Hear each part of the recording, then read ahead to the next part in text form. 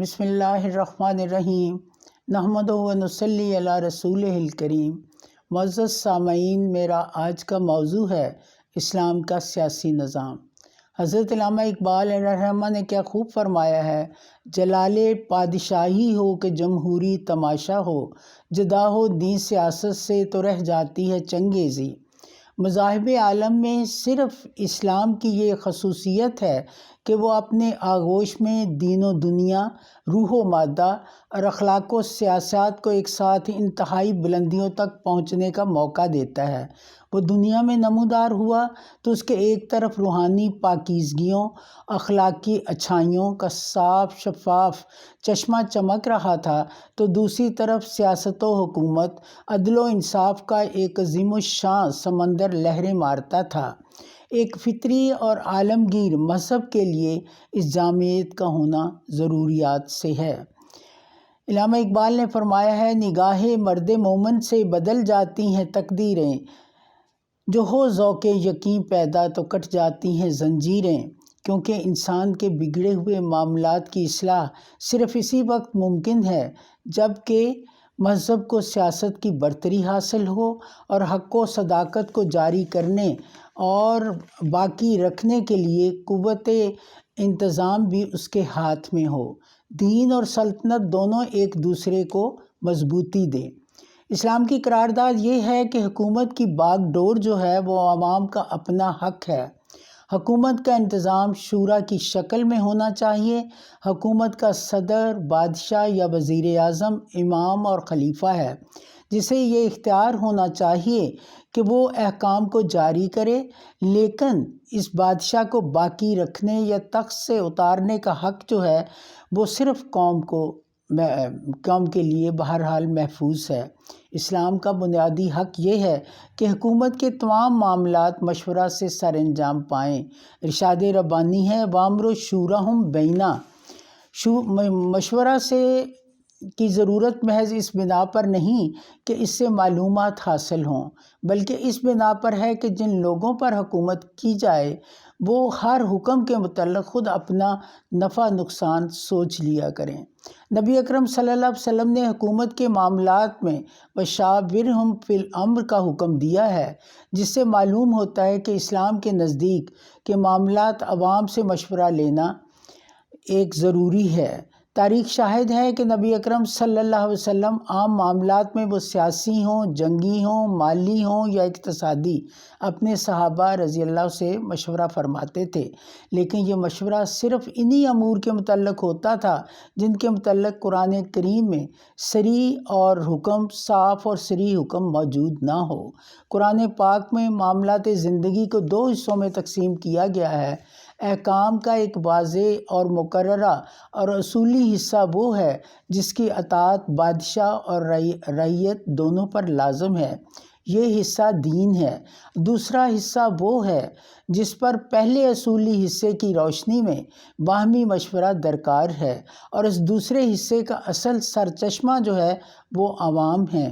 مجلس شورا انہیں طے کرتی ہے اور ملک کا سربراہ یا امام انہیں دیانتداری کے ساتھ نافذ کرتا ہے۔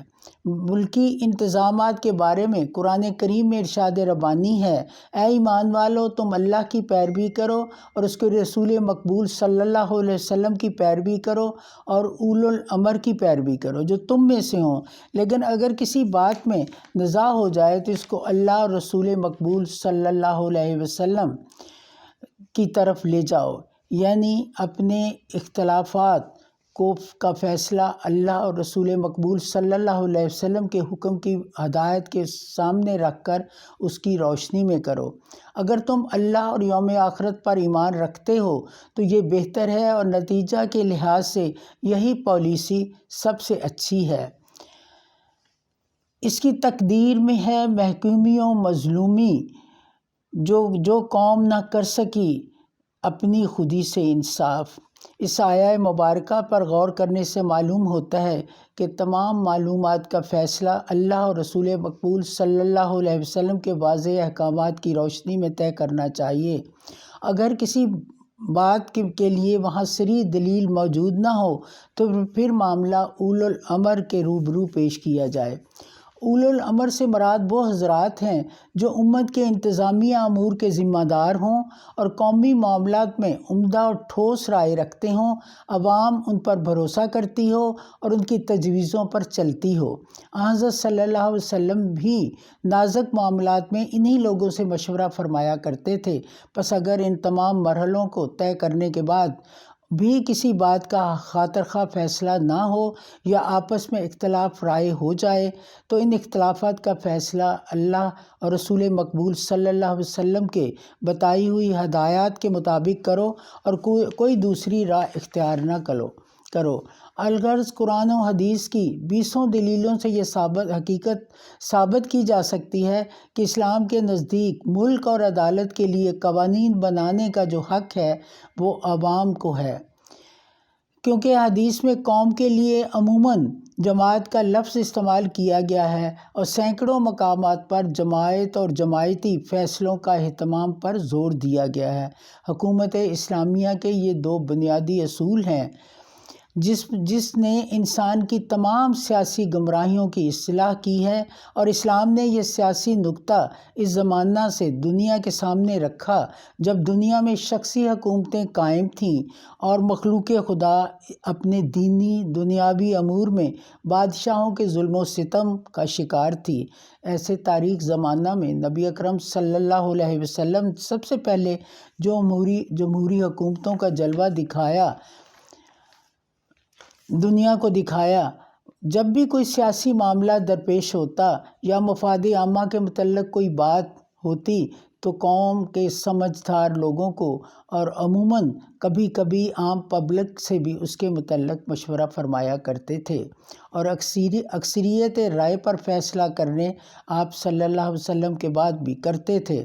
آپ صلی اللہ علیہ وسلم کے بعد خلفائے راشدین نے بھی اسی دستور پر عمل فرمایا، مگر خلفائے راشدین کے بعد مسلمان بادشاہوں نے اس اصلاحی اصول کو چھوڑ دیا اور حکومت اسلامی بھی میراث کی طرح باپ سے بیٹے میں منتقل ہونے لگی۔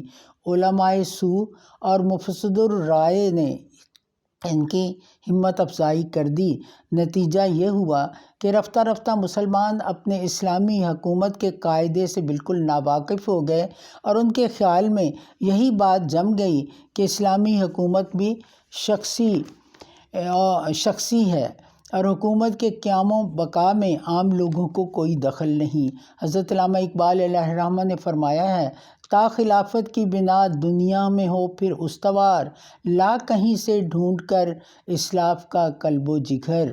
ادھر مسلمانوں کے افسوسناک پلٹا کھایا، ادھر یورپ نے ان اسلامی اصولوں کو مسلمانوں سے سیکھا اور اپنے ہاں رائج کر لیا، اور جس حریت کی بنیاد سب سے پہلے اسلام نے قائم کی تھی اس پر فلک بوس عمارات تعمیر کر لیں اور ان کے زیر سایہ اب ہر قسم کی رنگ رلیاں منا رہے ہیں۔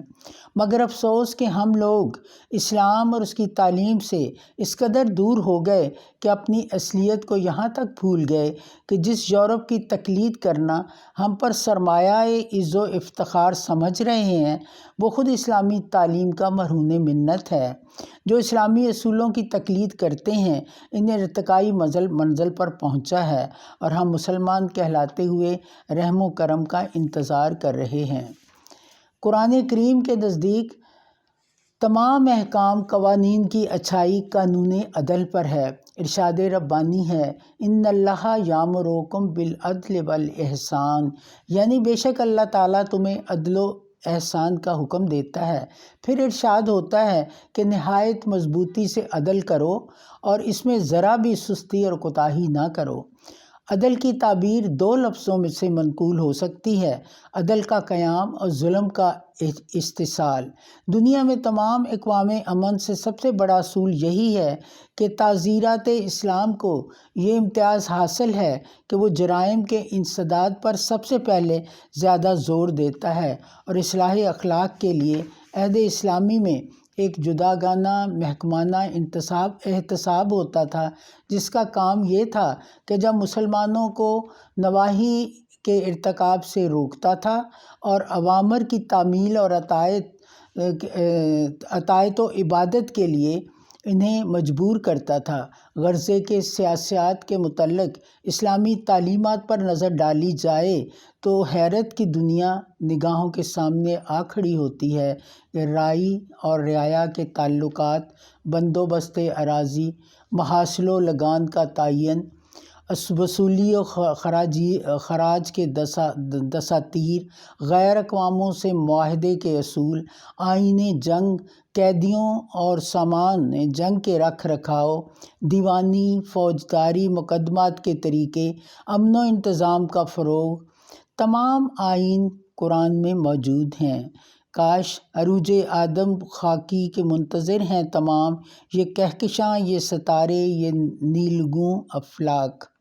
نبی اکرم صلی اللہ علیہ وسلم نے اسلام کا عملی نمونہ پیش کر کے آئندہ آنے والی نسلوں کے لیے ایک مکمل اور قابل عمل آئین چھوڑ گئے، اور دیگر شعبوں کی طرح سیاسیات میں بھی اسلام کی امتیازی حیثیت کو برقرار رکھ کر جملہ مذاہب پر اس کی فوقیت اور برتری قائم کر گئے۔ دعا ہے اللہ تعالی ہمیں حبیب پاک صلی اللہ علیہ وسلم کے اسوہ حسنہ پر عمل کرنے کی توفیق بخشے، آمین ثم آمین۔ تقدیر کے پابند نباتات و جمادات، تقدیر کے ہیں پابند نباتات و جمادات، مومن فقط احکام الہی کا ہے پابند، وما علینا الا البلاغ۔